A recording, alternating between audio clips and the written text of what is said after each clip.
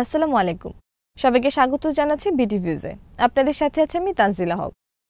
১৯৬৩ সাল থেকে Munich security কনফারেন্সে অনেক বিতর্কিত বক্তৃতা দেওয়া হয়েছে। ২০০৭ সালে ভ্লাদিমির পুতিন ঘোষণা দিয়েছিলেন নতুন বিশ্ব ব্যবস্থায় রাশিয়া অন্য কারোর দাদাগিরি মেনে নেবে না। কিন্তু মার্কিন ভাইস প্রেসিডেন্ট জেডি ভ্যান্স যে বক্তৃতা দিয়েছেন সেটি সম্ভবত বিতর্কিত বক্তৃতার অতীতের সব রেকর্ড ভেঙে দিয়েছে। তার বক্তৃতায় মূলত বর্তমান বিশ্ব ব্যবস্থা ভেঙে পড়েছে। ইউরোপ আর আমেরিকাকে যে ঐক্যবদ্ধ অবস্থায় বিশ্ববাসী দেখে এসেছে সেই ঐক্যেরও অবসান ঘটতে চলেছে। বিস্তারিত থাকছে হায়দার সাইফের প্রতিবেদনে।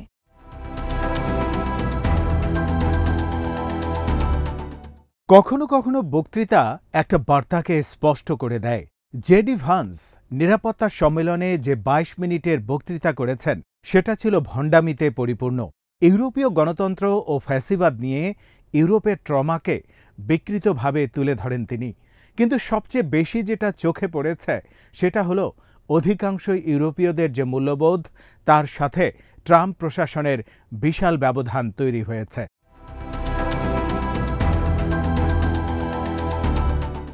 এতদিন সামরিক ব্যয়ের পার্থক্য অথবা রাশিয়ার ভবিষ্যৎ হুমকি সম্পর্কে ইউরোপ ও আমেরিকার চিন্তার ভিন্নতাকে দুই পক্ষের বিভেদের কারণ মনে করা হতো। কিন্তু ভান্সের বক্তৃতা থেকে ইঙ্গিত পাওয়া গেল পরিস্থিতি আরও গুরুতর। আসলে দুই পক্ষের সমাজ কাঠামোর মধ্যে মৌলিক পার্থক্য ঘটে গেছে।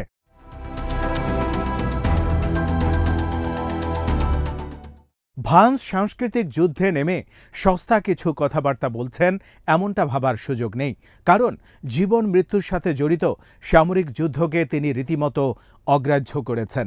বক্তৃতায় জনতুষ্টিবাদী ডানপন্থীদের প্রতি রীতিমতো যুদ্ধে নামার আহ্বান জানানো হয়েছে, যাতে তারা ইউরোপের ক্ষমতা দখল করতে পারে। শহরের নতুন শেরিফের পক্ষ থেকে সাহায্যেরও আশ্বাস দিয়েছেন তিনি।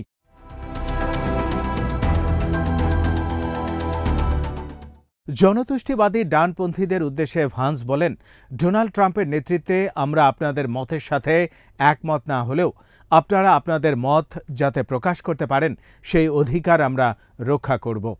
ভান্স দাবি করেন, রাশিয়া বা চীন ইউরোপের সবচেয়ে বড় বিপদ নয়, বরং বিপদটা রয়েছে ইউরোপের ভেতরেই। তিনি বলেন, একটা সংঘবদ্ধ অভিজাত শ্রেণী বিচার ব্যবস্থাকে ব্যবহার করছে নিজেদের ক্ষমতা ধরে রাখতে, বাক স্বাধীনতা ধ্বংস করছে।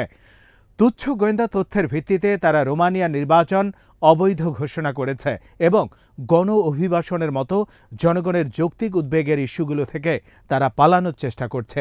এর মাধ্যমে রাজনৈতিক বিতর্ক থেকে তারা জনগণকে বিচ্ছিন্ন করে ফেলেছে।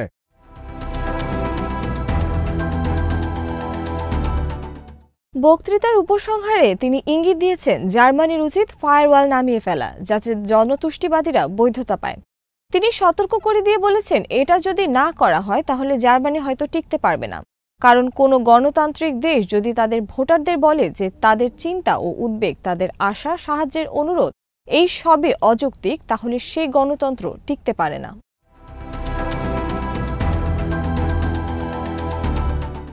ভান্স ইউরোপকে এমনভাবে তুলে ধরেছেন যেন এই মহাদেশ দিশা হারিয়েছে। তিনি প্রশ্ন করেন, নিরাপত্তা সম্মেলনে কেন প্রতিরক্ষা বাজেট নিয়ে কথা হচ্ছে, যেখানে এটাই স্পষ্ট নয় যে তারা আসলে কি রক্ষা করতে চাচ্ছে। তিনি বলেন, কার বিরুদ্ধে তারা সুরক্ষা চাচ্ছে সেটা স্পষ্ট হলেও কেন তারা চাচ্ছে সেটা এখনো স্পষ্ট নয়। এরপরই সেই কড়া কথাটা বলেন ভান্স।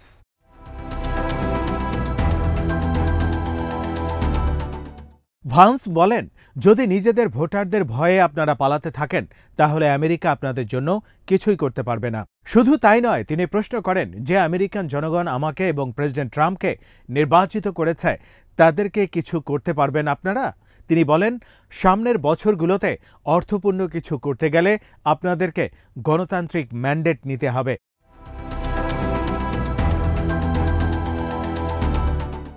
ভান্স বলেন, বহু বছর ধরে আমাদেরকে বলা হচ্ছে আমরা যেসব ইস্যুতে অর্থায়ন ও সমর্থন করি সেগুলো সবই করা হচ্ছে আমাদের অভিন্ন গণতান্ত্রিক মূল্যবোধের স্বার্থে। ইউরোপের উদ্দেশ্যে তিনি বলেন, যে মূল্যবোধের ভিত্তিতে এই মহাদেশের অশুভ শক্তির বিরুদ্ধে জয় পেয়েছিল শীতল যুদ্ধের বিজয়ীরা, তারা কেন তাদের মূল্যবোধ পরিত্যাগ করল।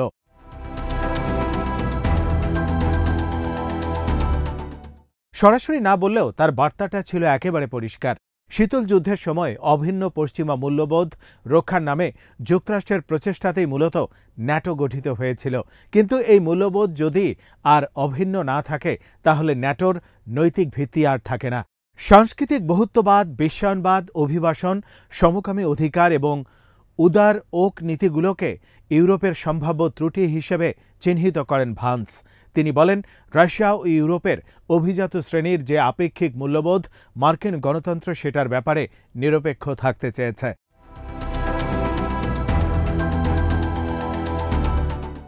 বহু বছর ধরে স্টিভ ব্যাননের মতো মার্কিন মাগা অ্যাক্টিভিস্টরা পুতিনের আদর্শবাদী আলেকজান্ডার দুগিনের সাথে সহমত পোষণ করে আসছে। ব্যানন দুগিনের সাথে দেখা করে তার প্রশংসা করেছেন। তারা উভয়ই বিশ্বাস করেন ইউরোপীয় অভিজাত শ্রেণী বিশ্বায়নবাদী আদর্শ ছড়াচ্ছে, যে আদর্শ ভিন্নমতের সংস্কৃতি ও প্রথার অস্তিত্ব অস্বীকার করে। কিন্তু ব্যাননের মতের প্রতিধ্বনি এখন খোদ হোয়াইট হাউস থেকে শোনা যাচ্ছে।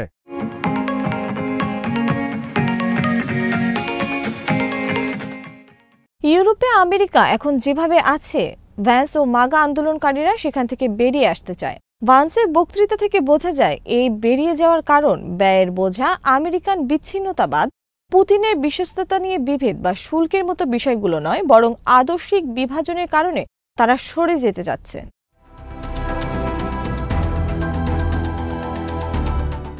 নিরাপত্তা সম্মেলনে ইউরোপের নেতারা হতভম্ব অবস্থা কাটিয়ে ভান্সকে জবাব দেওয়ার চেষ্টা করেছেন, কিন্তু তারাও বাস্তবতা এড়াতে পারেননি। জার্মান চ্যান্সেলর ওলাফ শোলস ভান্সকে মনে করিয়ে দেন তিনি নিজেই এককালের দাখাউ কনসেন্ট্রেশন ক্যাম্প পরিদর্শন করে এসেছেন এবং শপথ নিয়েছেন যে এই ধরনের অবর্ণনীয় মানবতা বিরোধী অপরাধের পুনরাবৃত্তি আর হবে না। শোলস বলেন, যেসব দলের শিকড় নাৎসি আদর্শের মধ্যে রয়ে গেছে তাদের বিরুদ্ধে লড়াই করার ঐতিহাসিক দায় রয়েছে জার্মানির। ফায়ারওয়ালের উদ্দেশ্যে এএফডিকে সেন্সর করা নয়, এর উদ্দেশ্য হল সরকারের ভেতরে তাদের সাথে কাজ করতে অস্বীকার করা।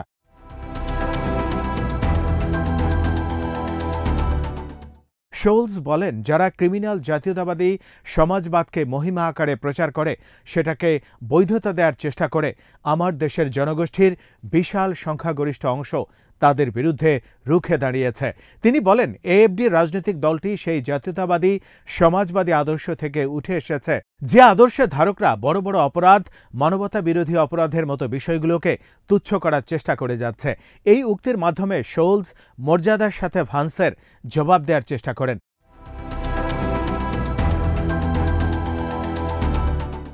কিন্তু সিডিইউ নেতা ফ্রেডরিক মার্জের কথায় এতটা রাগঢাক ছিল না। তিনি বলেন, জার্মানি বাক স্বাধীনতা রক্ষা করছে, কিন্তু ভুয়া খবরকে নয়। ঘৃণা উস্কে দেয়া এবং আক্রমণাত্মক কথাবার্তার জন্য আইনি বিধিনিষেধ ও স্বতন্ত্র আদালত আছে। তিনি আরও বলেন, আমরা কখনোই কোনো বার্তা সংস্থাকে আমাদের চ্যান্সেলরের অফিস থেকে বের করে দিতাম না।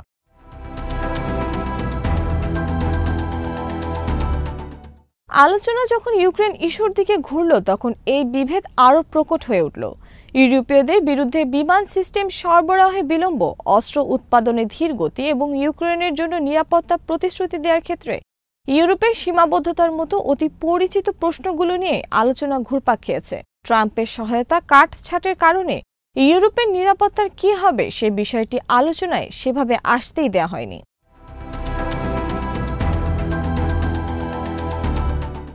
ট্রান্স আটলান্টিক জোটের যে পতন ভলোদিমির জেলেনস্কি মূলত সেটা নিশ্চিত করেছেন।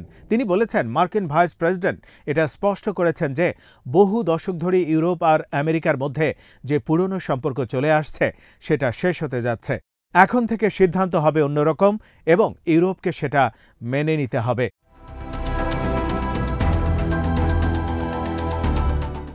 ট্রাম্পের সাথে সাম্প্রতিক আলোচনার কথা উল্লেখ করে তিনি বলেন, ট্রাম্প একবারের জন্য বলেননি যে আলোচনার টেবিলে ইউরোপের প্রয়োজন রয়েছে।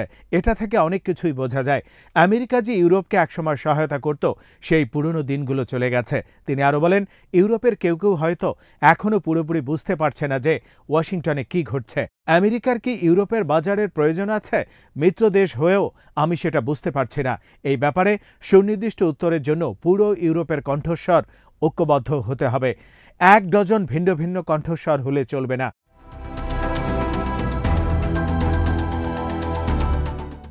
জেলেনস্কি বলেন, আমাদের শক্তি সম্পর্কে আমাদের আত্মবিশ্বাস দরকার, যাতে ইউরোপের শক্তিকে শ্রদ্ধা না দেখিয়ে অন্যদের উপায় না থাকে। ইউরোপীয় সেনাবাহিনী গড়ে না তুললে সেটা অর্জন করা সম্ভব হবে না। আবারও বলছি, ইউরোপের নিজস্ব সশস্ত্র বাহিনী থাকবে।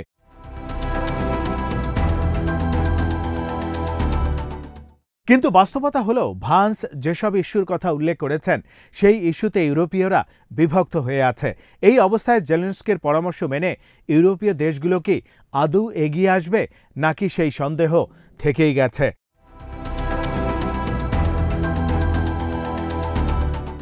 আজ এখানে শেষ করছি।